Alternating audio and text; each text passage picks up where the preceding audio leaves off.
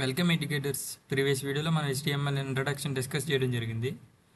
ఈ వీడియోలో HTML ప్రోగ్రామ్ని ఎలా డెవలప్ చేయాలి, ఎందులో రన్ చేయాలి అనేది పూర్తిగా మనం చూద్దాము. సో ఇప్పటివరకు మన ఛానల్ సబ్స్క్రైబ్ చేయకపోతే ఇప్పుడే సబ్స్క్రైబ్ చేసుకోండి. ఫర్దర్ వీడియోస్ కోసం పక్కన ఉన్న బెల్ ఐకాన్ని యాక్టివేట్ చేసుకోండి. సో ప్రీవియస్ వీడియోలో మనం డిస్కస్ చేసాము ఏంటంటే HTML ప్రోగ్రామ్ని ఏ ఎడిటర్లో డెవలప్ చేస్తామని, HTML ప్రోగ్రామ్ని ఏ బ్రౌజర్లో రన్ చేస్తామని. సో ఈ వీడియోలో మనం HTML కోడ్ని డెవలప్ చేయడానికి నోట్ ప్యాడ్ యూస్ చేద్దాం. ఆ డెవలప్ చేసిన కోడ్ని రన్ చేయడం కోసం క్రోమ్ బ్రౌజర్ని యూస్ చేద్దాం. అలానే మనం ప్రీవియస్ వీడియోలో ఇంకొకటి కూడా డిస్కస్ చేసాం. అదేంటంటే HTML బేసిక్ స్ట్రక్చర్ అనేది ఈ విధంగా ఉంటుందని డిస్కస్ చేసాం.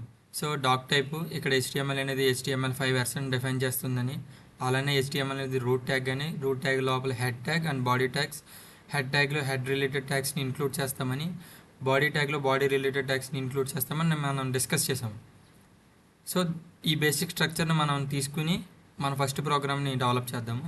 దానికోసం మనం ఫస్ట్ నోట్ ప్యాడ్ని ఓపెన్ చేయాలి. నోట్ ప్యాడ్లో మనం బేసిక్ స్ట్రక్చర్ని ఇంపోర్ట్ చేద్దాము. సో ఇక్కడ హెడ్ రిలేటెడ్ ట్యాగ్స్ని ఇంక్లూడ్ చేయాలి, ఇక్కడ బాడీ రిలేటెడ్ ట్యాగ్స్ని ఇంక్లూడ్ చేయాలి. సో మనం ఏదైనా ఒక వెబ్సైట్ని తీసుకుంటే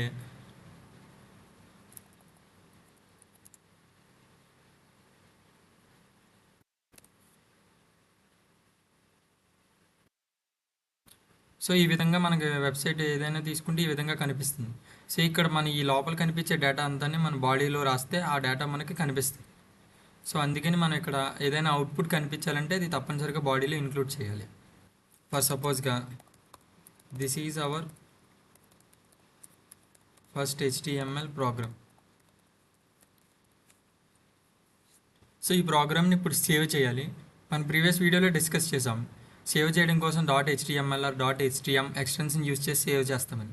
సో ఈ వీడియోలో మనం .html ఎక్స్టెన్షన్ యూస్ చేసి సేవ్ చేద్దాం. Ctrl+S. సో నేమ్ వచ్చేసరికి నేమ్ ఏదైనా ఇచ్చుకోవచ్చు. First .html.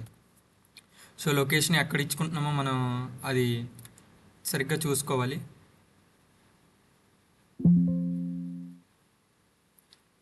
సో మనం ఎక్కడైతే లొకేషన్లు ఇచ్చామో ఆ లొకేషన్కి వెళ్ళాలి.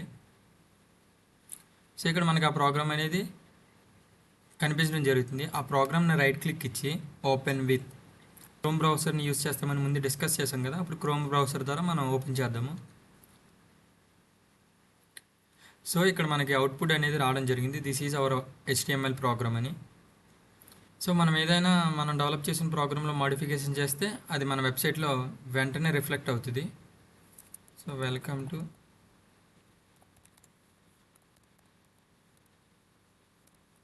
Our channel.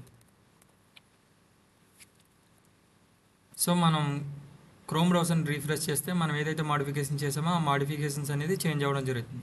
సో ఈ విధంగా మనం ఫస్ట్ ప్రోగ్రామ్ని డెవలప్ చేస్తాము. డెవలప్ చేశాక సేవ్ చేసి రన్ చేస్తాం. Thank you guys, thank you for watching. Next video కోసం మన ఛానల్ ఇప్పుడే సబ్స్క్రైబ్ చేసుకుని పక్కన ఉన్న బెల్ ఐకాన్ యాక్టివేట్ చేసుకోండి.